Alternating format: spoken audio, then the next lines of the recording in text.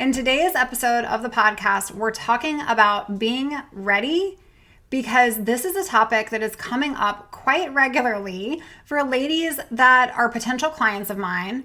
And they have questions in our consultations around how do I know if I'm ready? And so today's episode of the podcast, I wanted to focus on this honest conversation with you about choosing to be ready and that recovery starts with a decision. Let's get right to today's episode, friend. I think you're gonna love it.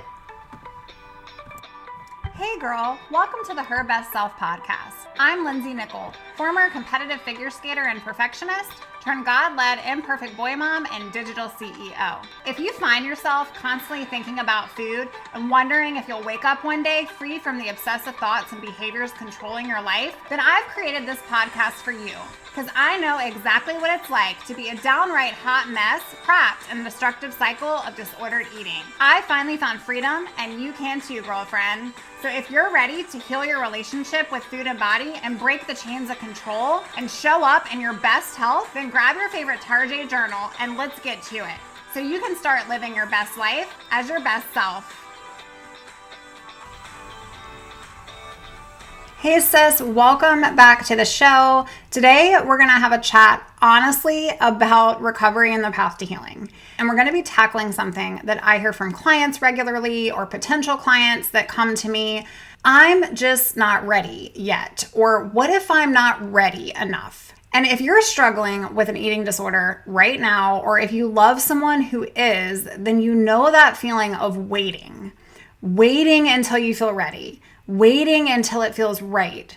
Waiting until the voice in your head gets quieter. But here's the truth that I want to share with you today. Ready isn't a feeling that is just going to magically appear out of nowhere. Ready, sis, is actually a decision. And I want to start today's show with a sobering statistic for you. According to the National Association of Anorexia, Nervosa, and Associated Disorders, only about 1 in 10 people with eating disorders ever receive treatment. And among those who do seek help, do you know that the average person waits 7 years before the onset of their eating disorder and then seeking help and support? 7 flipping years. That is 7 years of your life diminished. That is 7 years of relationships affected, 7 years of physical and emotional damage that could have been addressed earlier. And maybe for you, sis, it's been even longer. And that is not to cause uncomfortable feelings that come up for you. But the reality here is that we wait. But why? Why are you waiting? Because you're waiting to feel ready. And here's what I want you to understand. When you're in the grip of an eating disorder, your mind has been hijacked. The very disorder that is harming you is also the voice that is telling you that you're not ready for help, that you don't deserve recovery, that you will always be this way, or that you need to wait until XYZ happens first before you actually think about yourself. But the truth is that your eating disorder will never want you to recover. Do you actually think that you're going to wake up one day and your eating disorder mind is going to tell you, hey girl, today's a great day to start challenging me? No. So if you're waiting for that feeling of readiness, you are going to be waiting forever. And so that is a hard, solid truth that I wanted to bring today on the show. I actually had a client once, let's call her Allison. I will keep her anonymous because I truly believe in that client coaching relationship and I want to make sure that ladies feel safe and supported by me, but we'll call her Allison. Allison had been struggling with an eating disorder for a decade of her life, and she told me in her very first session with me, I don't know if I'm ready to give this up. Like sometimes, Lindsay, I still feel like it is my only friend and I thrive off of this weird control that I have. And I asked her, if you were ready, how would you know? What would ready feel like? And she paused and she thought about it and she said, well, I guess I'd feel confident. I guess I wouldn't be scared anymore. I'd be excited about recovery. And that's when we had a true breakthrough moment. Because ready doesn't mean you're not scared. Ready doesn't mean that you don't have doubts. Ready just means that you've decided that something needs to change, even while all the fear is still present. Allison wasn't waiting to be ready. She was waiting to not be afraid. And maybe that's you. But friend, recovery is rarely, if ever, fearless. Ready is simply a moment that you decide that staying the same is more painful than changing. And so small decisions are going to leave a big, massive impact. Recovery doesn't happen in one giant leap. It happens in thousands of small decisions. The decision to make the first call to a therapist for you or to a coach, the decision to eat breakfast when your eating disorder brain is telling you that you can just wait until lunch, the decision to tell someone the truth about your struggles, the decision to challenge a thought that says that you're just not good enough. Each of these moments is you choosing, making a choice to be ready. Not feeling ready, but deciding to act anyways. I often tell my ladies and my clients that you don't have to be ready for the whole journey. You're not going to be ready for the whole journey. You just have to be ready for the next step. What is your next step? Maybe it's simple as bookmarking a recovery resource. Maybe it's telling somebody, the closest person to you in your life, what it is that you are going through. Maybe it's reaching out to me for a client consult. Whatever it is, you don't have to feel 100% ready to take that step. And so this episode today, I just wanted you to understand the difference between readiness and decision, because you don't have to feel ready. You just have to decide. So when I was going through recovery, I remember reading. I was tired all the time. I was laying around all the time. I was sleeping all the time. I was not eating at all. I was over exercising, and I was to the bottom, literally to the rock bottom place I'd ever seen myself in my life. And I knew that something needed to change, but I just didn't feel ready. And I remember reading this JP Morgan quote. I don't know where it came from, but it just hit me. Literally, it was as if though God himself was like, you need to read this. And it says the first step before getting somewhere is to decide that you're not going to stay where you are. And that was powerful. Because friend, the perfect moment is just a myth. Your time is now.